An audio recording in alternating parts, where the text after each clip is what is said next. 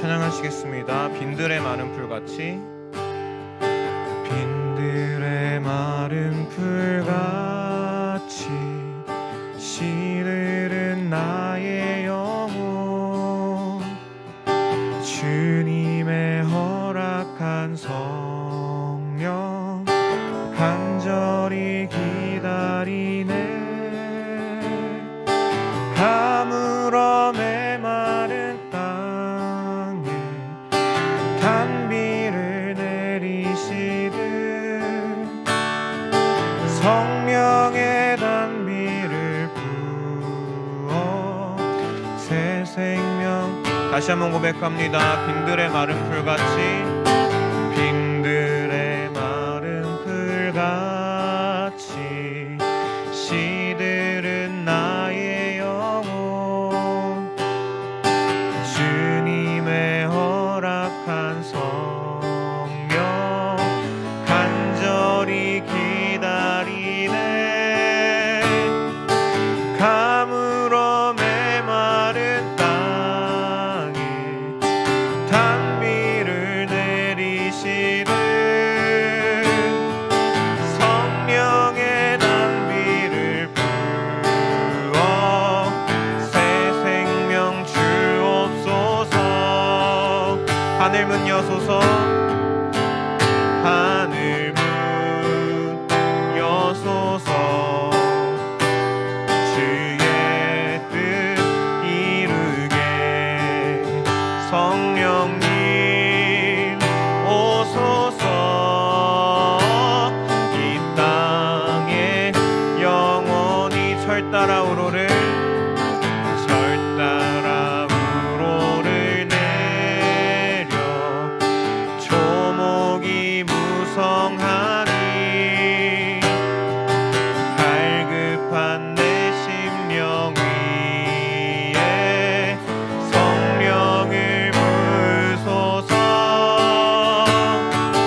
가물어 메마른 땅에 단비를 내리시듯 성령의 단비를 부어 새 생명 주옵소서. 하늘 문 여소서, 하늘 문 여소서.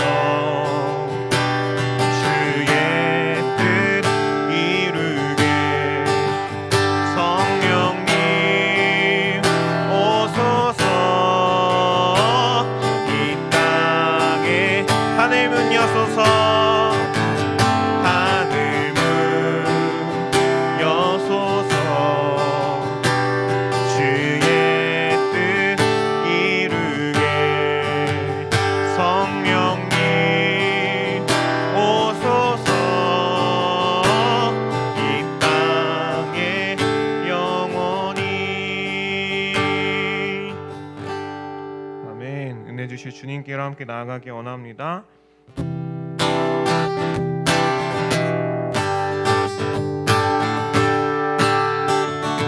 슬픈 마음 있는 사람, 슬픈 마음 있는 사람, 예수 이름 믿으면 영원토록 변함없는 기쁜 마음. 다시 한번 슬픈 마음 있는 사람, 슬픈 마음 있는 사람, 예수 이름 믿으면 영원토록 변함없는 기쁜 마음 얻으리. 예수의 이름은 세상의 소망이요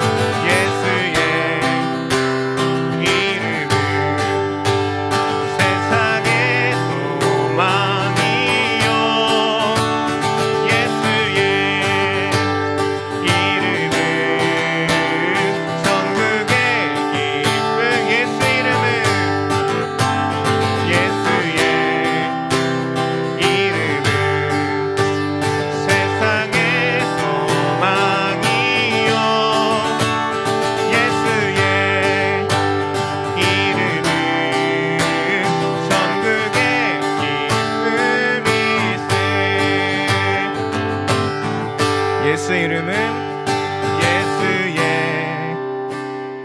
이름은 세상의 소망이요 예수의 이름은 전국의 기쁨 예수 이름은 예수의 이름은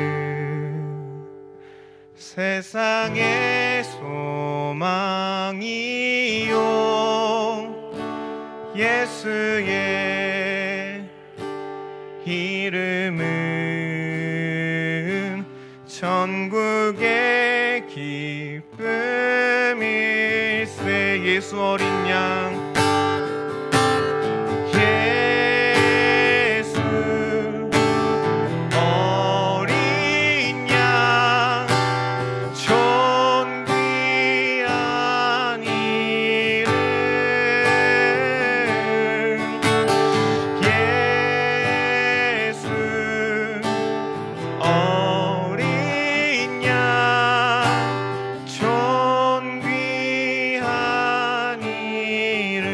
약할 때 강함 되시네 약할 때 강함 되시네 나의 보배가 되신 주 나의 모든 것 주 안에 있는 보물을 나는 포기할 수 없네 주 나의 모든 것 예수 어린 양 예수 어린 양 존귀한 이름 예수 어린 양 존귀한 십자가 죄 사셨네 십자가 죄 사셨네 주님의 이름 찬양해 주 나의 모든 것 쓰러진 나를 세우고 나의 빈잔을 채우네 주 나의 모든 것 십자가 죄 사셨네 십자가 죄 사셨네 주님의 이름 찬양해 주 나의 모든 것 쓰러진 나를 세우고 나의 빈잔을 채우네 주 나의 모든 것 예수 어린 양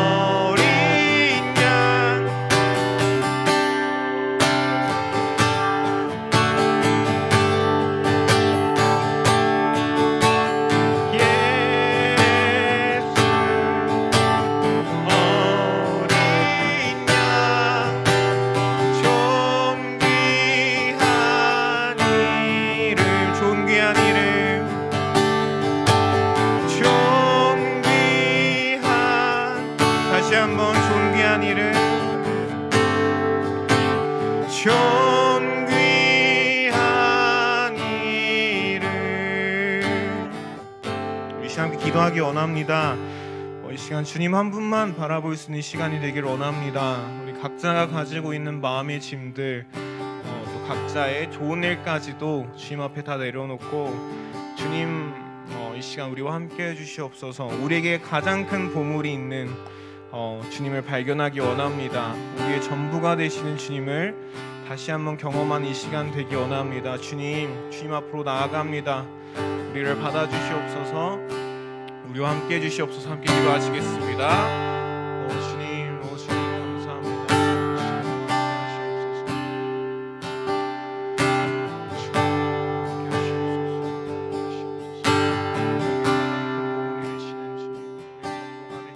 함께 나눌 말씀은요, 누가복음 2장 1절에서 7절 그리고 마태복음 2장 1절에서 3절 말씀입니다. 때에 가이사 아구스도가 영을 내려 천하로 다 호적하라 하였으니 이 호적은 구레뇨가 수리아 총독이 되었을 때에 처음 한 것이라. 모든 사람이 호적하러 각각 고향으로 돌아가매 요셉도 다윗의 집 족속이므로 갈릴리 나사렛 동네에서 유대를 향하여 베들레헴이라 하는 다윗의 동네로 그 약혼한 마리아와 함께 호적하러 올라가니 마리아가 이미 잉태하였더라. 거기 있을 그때에 해산할 날이 차서 강보로 싸서 구유에 뉘었으니 이는 여관에 있을 곳이 없음이러라. 아멘. 다음은 마태복음 2장 1절에서 3절입니다.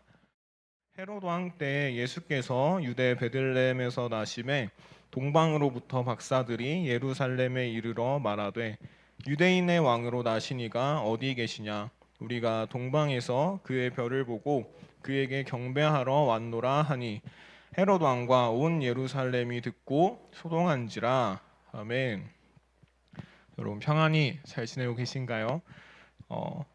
우리가 각자 마음 가운데 소원이 있죠. 요즘에는 코로나로 빨리 벗어나서 이전의 일상을 되찾고 싶다 이런 꿈도 있을 거고 또 각자의 마음에 품고 계신 꿈도 있을 겁니다. 그럼 여러분 한번 생각해 봤으면 좋겠습니다. 여러분 어떤 사람이 되고 싶으신가요? 여러분의 이상적인 그 삶의 모습은 무엇인가요? 누군가는 남부럽지 않게 많은 돈을 버는 그런 사업가가 되고 싶을 것입니다. 또 누군가는 한적한 곳에서 이렇게 유유자적하게 여유를 부리는 삶을 꿈꿀 수도 있겠죠. 또 누군가는 그냥 좋은 사람이 되고 싶습니다. 이렇게 말할 수도 있겠습니다. 그렇다면 여러분 우리 스스로는 우리가 꿈꾸는 그 모습처럼 될 수 있을까요? 우리가 꿈꾸는 그 이상에 우리는 얼마나 가까이 다가갈 수 있을까요? 어떤 사람은 저는 잘 가고 있습니다. 자신 있게 말할 수도 있겠습니다. 근데 보통은 아마 한숨부터 나오지 않을까요? 그렇게 되고 싶은데 잘 안 되네요. 보통은 이런 반응이 대부분인 것 같습니다. 아직은 너무 먼 얘기처럼 느껴지기도 하고요. 또 그렇게 될 수 있을까? 그냥 꿈만 꿉니다. 이런 마음이죠. 그런데 사실은 그런 반응이 자연스러운 것입니다. 왜냐하면은 이상이라는 말의 그 뜻을 찾아보면 생각할 수 있는 범위 안에서 가장 완전하다고 여겨지는 상태를 말하기 때문이죠. 말 그대로 이상이라는 것은 이상적입니다. 주변에서 흔히 있을 수 없는 것이 이상이고, 그래서 우리가 언젠가 그렇게 되기를 꿈꾸는 게 바로 이상인 것이죠. 결국에 이상적인 모습이 된다는 것은 너무나도 어려운 일인 것이 맞습니다. 근데 이런 거를 알더라도 인정하더라도 기분이 썩 좋아지지는 않죠. 그냥 한숨 어쩌라고요. 이런 한숨만 더 나올 뿐이죠. 꿈을 이루고 싶은 것은 사실 사람이라면 누구나 자연스럽게 품게 되는 마음입니다. 그리스 로마 신화에도 그런 이야기가 나오는데요. 뛰어난 건축가이자 발명가였던 다이달로스는 미노스 왕의 부탁으로 괴물 미노타우루스를 가둘 미궁을 만듭니다. 그런데 오히려 다이달로스와 그 아들 이카로스는 자신들이 만든 그 미궁에 갇혀버리고 말죠. 결코 탈출할 수 없게 만들어진 미궁이었지만 뛰어난 발명가답게 다이달로스는 탈출을 계획합니다. 새 깃털을 모아서 밀랍으로 날개를 만든 거예요. 날아오르기 전에 아버지 다이달로스는 아들에게 경고합니다. 너무 높이 날면 태양이 열기 때문에 날개를 붙인 밀랍이 녹아서 추락하게 될 거다. 또 반대로 너무 낮게 날면 바닷물 때문에 날개가 무거워져서 가라앉게 될 거다. 그러므로 하늘과 바다 중간에서 날아야 한다. 신신당부를 하는데 막상 날아오르니까 너무 신기한 거예요. 그래서 신이 난 나머지 태양 가까이 날아오르고 말았습니다. 순식간에 날개의 밀랍은 녹아내렸고 이카로스는 그대로 바다에 추락해버리고 말죠. 어쩌면 이런 이카로스의 모습이 우리의 모습일 수도 있겠다라는 생각을 해봅니다. 어느 순간 우리의 꿈이 너무나 멀어서 다가가기 어렵다는 것을 깨닫게 되면, 내 모습이 저 이상에 다다르기에는 턱없이 부족하다는 것을 느끼게 되면 우린 자연스럽게 낙심하게 되죠. 이카로스의 날개가 녹아버린 것처럼 우리는 그냥 무력감에 휩싸여 버리고 맙니다. 만약 우리가 저는 괜찮은데요, 저는 그런 마음 안 느끼는데요 라고 하시면 이미 우리는 바다에 빠져버린 것 같은 상태일 수도 있겠죠. 그렇다면 우리가 그 이상에 도달할 수 있는 방법은 없을까요? 우리는 꿈을 꾸면 행복해질 수 없는 걸까요? 성경은 이것에 대해서 뭐라고 우리에게 말할까요? 성경에서 이상에 대해 말할 때 가장 이상적인 존재는 이 세상을 지으신, 또 전지전능하시고 영원하신 그 하나님이다라고 말합니다. 성경은 하나님을 완전하고 완벽하신 분으로 소개하죠. 또 성경은 우리 그리스도인들이 하나님의 사랑을 받는 자들로서 사랑받는 자녀처럼 하나님을 닮아가야 한다, 그렇게 말씀하고 있습니다. 그렇다면 결국 그리스도인으로서 우리가 품어야 될 그 이상, 그 꿈은 결국 하나님으로 향하게 되는데, 그럼 그 완전하신 하나님은 어디에 계실까요? 우리는 어떻게 해야 그 하나님께 도달할 수 있을까요? 제가 주변 사람들이나 우리 스스로 생각해 볼 때도 하나님이 어디 계실까 생각할 때 우리는 흔히 그 저 구름 위에 궁궐을 짓고 사는 그런 옥황상제 같은 모습을 떠올리곤 하죠. 성경에도 하나님 나라를 하나님 나라 그렇게 부르곤 하는데, 그러면 우리는 그 하늘로 올라가야지 하나님을 만날 수 있을까요? 근데 그건 좀 불가능해 보이죠. 다행히도 성경은 하나님께서 친히 인간의 몸을 입고 이 땅에 오셨다 말하고 있습니다. 여러분이 스스로 태어날 수 있는 곳을 정한다면 어디를 골라보시겠어요? 부자들이 모여 산다는 한남더 힐, 수원에서도 날이 좋으면 보인다는 롯데타워, 아니면 대통령이 있는 청와대. 하나님은 자신이 태어날 그 처소를, 장소를 어디로 정하셨을까요? 정확히 여기입니다 예측할 수는 없어도 하나님은 가장 완벽하고 가장 이상적인 존재니까 적어도 아무 부족함 없고 화려하고 유명한 곳을 선택하셨을 것 같아요. 그게 하나님께 걸맞으니까. 오늘 말씀에서 동방박사들도 그렇게 생각했죠. 그들은 사람으로 오신 하나님, 즉 예수님의 탄생을 알게 되었습니다. 그런 위대하신 분이라면 당연히 왕궁에서 태어나시지 않을까? 왕이 될 존재라면 마땅히 왕궁에서 태어나야지 맞지 않을까? 그래서 예수님을 찾아서 왕궁 있는 그 예루살렘으로 향했죠. 근데 가보니까 거기에 예수님은 계시지 않았습니다. 그럼 예루살렘 왕궁이 아니라면 그 황제가 있는 그 로마에서 태어나셨을까요? 근데 그것도 아니었죠. 그러면 도대체 예수님은 어디에 계셨을까요? 오늘 말씀에는 예수님은 어떤 화려한 도시도 아니고 부유한 동네도 아니고 정말 별 볼 일 없는 동네 베들레헴에 계셨다 말씀하고 있습니다. 이상하죠? 가장 이상적인 하나님이 우리와 같이 연약한 인간이 되셨다는 것도 참 이해할 수 없는 일입니다.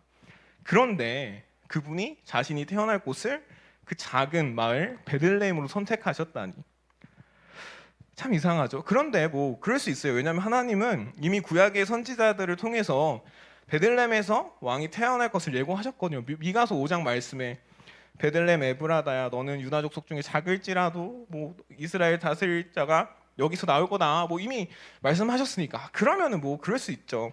하나님 마음이래니까. 근데 그럼 베들레헴에 뭔가 대단한 게 있어야 되지 않을까요? 뭔가 화려한 호텔, 으리으리한 저택, 아니면은 뭔가 정말 선하고 영향력 있는 사람이 있어서 그 집안에서 태어나신 게 아닐까? 뭔가 있어야 될 것 같은데 성경에서는 예수님을 이렇게 소개하죠. 가난한 목수의 아들이다.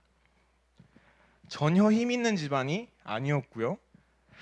그러면 적어도 태어난 그 장소만큼은 특별해야 되지 않았을까요? 특별하긴 했죠.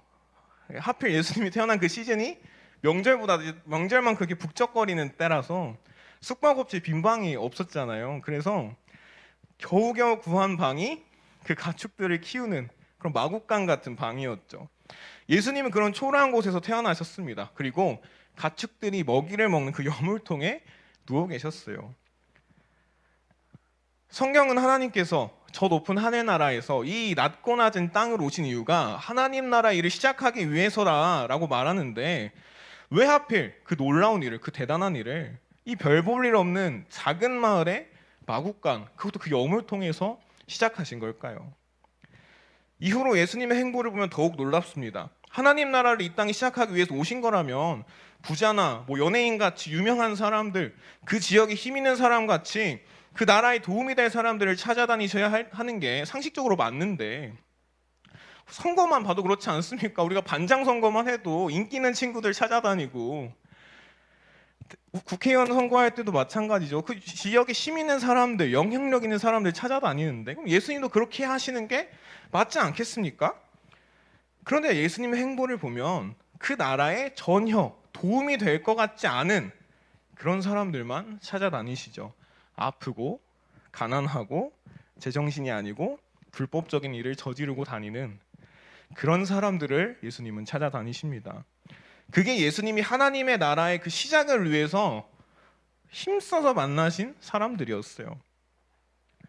왜 예수님은 그렇게 하셨을까요? 왜 예수님은 가난한 목수의 가정에서 가장 누추하고 초라한 마구간에서 태어나셨을까요? 왜 예수님은 사람들이 피하고 무시하는 사람들을 만나러 다니셨을까요? 왜 완전하신 하나님은 그분이 꿈꾸시는 가장 완전한 그 나라를 시작하겠다 말씀하셔 놓고는 이런 이해할 수 없는 일을 하실까요? 누가복음 4장 18절에서 19절 말씀입니다. 주의 성령이 내게 임하셨으니 이는 가난한 자에게 복음을 전하게 하시려고 내게 기름을 부으시고 나를 보내사 포로된 자에게 자유를, 눈먼 자에게 다시 보게 함을 전파하며 눌린 자를 자유롭게 하고 주의 은혜의 해를 전파하게 하려 하심이라 하였더라. 아멘. 예수님께서 그렇게 하셨던 이유, 하나님께서 그렇게 하셨던 이유는 하나님의 나라가 완전하고 대단하고 잘난 사람들을 위한 나라가 아니라 하나님의 꿈이 그 잘나고 대단한 사람들에게 향해 있기 때문이 아니라 처음부터 완벽하고 이상적인 모습에서 시작하는 게 아니라 오히려 가난한 사람들, 누군가의 종으로 살아가는 사람들, 한 치 앞도 볼 수 없는 사람들, 무언가로부터 자유롭지 않은 그 사람들로부터, 그런 연약하고 부족하고 초라한 사람들로부터 시작되는 곳이 바로 하나님 나라였기 때문입니다. 그것이 하나님의 꿈이었기 때문입니다. 그 나라에서 기뻐할 수 없는 사람들이 기쁨을 얻게 되고 자유롭지 않은 사람들이 자유를 누리게 되고 미래가 깜깜했던 사람들이 미래를 꿈꾸게 되는 그런 연약함이 온전해지는 나라가 바로 하나님의 꿈이었고 하나님이 꿈꾸신 나라였습니다. 그게 하나님이 정하신 완벽이고 이상이었습니다. 그래서 하나님 자신부터 스스로 완벽함 대신에 그 불안함 속으로 뛰어드신 거죠. 그래서 완벽한 가정이나 완벽한 장소가 아니라 모두가 피하고 싶어하는 환경에서 태어나신 거고, 그래서 가장 연약한 사람들을 불러 모으신 거고, 그래서 가장 스스로 비참한 죽음을 맞이하신 것입니다. 그리고 하나님은 예수님을 그 죽음으로부터 다시 일으키심으로써 연약함이 온전해지는 그 하나님 나라의 시작을 선포하셨습니다. 사랑하는 여러분, 우리가 생각하던 하나님 나라가 이런 모습이었나요? 어쩌면 우리는 하나님 나라를 마치 그 백화점의 VIP 제도처럼 생각하고 있던 건 아니었을까요? 그 나라가 대단한 사람들, 우리가 생각하는 그 이상적인 모습에 가까운 사람들이 가는 모습으로 생각해서, 그래서 우리 스스로 대단해지려고, 그래서 우리 스스로 그 나라에 어울리는 모습이 되려고 막 애써왔던 건 아닐까요? 그래서 우리가 저 높은 하늘나에 계시는 하나님께로 찾아가야 된다 생각하고 있던 건 아닐까요? 그러나 여러분, 하나님은 우리를 저 이상적인 어딘가에서 와라 손짓하시는 분이 아니라, 그곳에서 너가 알아서 와 부르시는 분이 아니라, 전혀 이상적이지 않다고 생각하는 우리의 이 지극히 현실적인 삶 가운데로 직접 찾아오시는 분이십니다. 우리 생각에 우리 삶은 어쩌면 그 마구간의 여물통처럼 초라하고 비참할지도 모르겠습니다. 그래서 하나님께서는 나 같은 삶에 관심이 없으실 거야 생각할 수도 있겠습니다. 그러나 사랑하는 여러분, 기억하시기 바랍니다. 하나님은 모두가 피하고 싶어하는 그 비참한 곳에서 가장 놀라운 하나님 나라 일을 시작하셨습니다. 또 모두가 피하고 싶어하는 가난하고 괴롭고 답답하고 깜깜한 인생들에게 찾아오셔서 삶의 극적인 반전을 이루시고 온전하게 하셨습니다. 그럼 여러분, 다시 생각해 봅시다. 우리가 꿈을 향해서, 그 이상을 향해서 올라가려고, 날아오르려고 애쓰는 게 먼저일까요? 오히려 하나님께서 그렇게 하셨듯이 전혀 꿈꿀 수 없는 처절한 우리 삶의 그 가장 아픈 곳으로 추락해 보는 게 먼저가 돼야 되는 것은 아닐까요? 가장 이상적인 하나님 나라의 일이 그 가장 비참한 곳에서 시작했기 때문에 우리도 그렇게 해봐야 되는 게 아닐까요? 하나님께서 우리를 찾아오셔서 우리가 꿈꾸던 그것보다 더 높이 끌어올리시는 그 시작점이 바로 우리가 외면하던 우리 그 밑바닥이기 때문에 우리는 우리 삶의 현실을 먼저 직시할 수 있어야 되는 건 아닐까요? 그러므로 사랑하는 여러분, 여러분의 삶이 너무나 힘들고 괴로워서 좌절하고 계신가요? 여러분 축복합니다. 지금이 하나님께서 여러분의 삶을 일으키실 때입니다. 지금 여러분의 모습이 너무나 초라하게 느껴져서 삶에 희망이 없다고 느껴지십니까? 여러분 축하드립니다. 여러분이 바로 하나님 나라의 놀라운 일이 시작될 바로 그 자리입니다. 다만 여러분, 우리가 인정해야 됩니다. 우리에게 하나님이 필요하다는 것을 우린 인정해야 되고, 우리 힘으로는 우리의 그 이상에 다다를 수 없고 그리스 로마 신화 속의 이카루스처럼 추락하고 말 거라는 것을, 우린 그렇게 연약한 존재라는 것을 먼저 인정해야 할 것입니다. 우리의 처한, 그리고 우리 내면의 그 가장 아픈 상처를 똑똑히 바라볼 때 우리의 가장 약하고 초라한 부분이 무엇인지, 우리의 가장 어두운 부분이 어디인지 피하지 말고 직면하시기 바랍니다. 그곳에서 하나님을 찾으시기 바랍니다. 그곳에 하나님을 초대하시기 바랍니다. 그곳에서 하나님을 환영하시기 바랍니다. 주님은 그곳에 우리를 찾아오실 것입니다. 지옥 같은 우리 삶에 하나님 나라를 세우시는 분이십니다. 우리 삶에 그곳에서부터 역전이 일어나게 하시는 분이십니다. 이상을 현실로 만드는 그 하나님을 경험하게 되는 저와 여러분이 되기를 주님의 이름으로 축복합니다. 그 하나님과 날마다 동행함으로써 모두가 너의 삶은 지옥이야 할지라도 우리는 하나님 나라를 경험하는 우리가 되기를 주님의 이름으로 축복합니다. 기도하실까요? 주님 감사합니다. 우리가 피하고 싶어하는, 우리가 외면하고 싶어하는 그 처절한 현실 속에서 하나님 나라를 시작하시는 주님, 우리의 삶이 괴로울 때, 너무나 아프고 힘들 때 그곳이 오히려 주님께서 역사하실 그 자리임을, 주님께서 역전을 시작하실 그 때임을 우리가 기억하기 원합니다. 주님께서 그 마국간에 태어나신 것이, 그 연약한 사람들을 찾아다니신 것이 아무런 의미 없는 일이 아니라 우리 삶에서도 그런 놀라운 일을 시작하게 되실 거라는 것을 미리 보여주신 거라는 것을 우리가 날마다 기억하고 우리가 삶에서 용기를 낼 수 있도록 도와주시옵소서. 그리고 주님을 찾고 주님과 동행하고 주님과 함께 그 하나님 나라를, 그 역전을 경험할 수 있는 우리가 될 수 있도록 주님 함께해 주시옵소서. 예수님 이름으로 기도드립니다. 아멘. 우리 주님 이름 한번 부르짖고 기도하시겠습니다. 주님.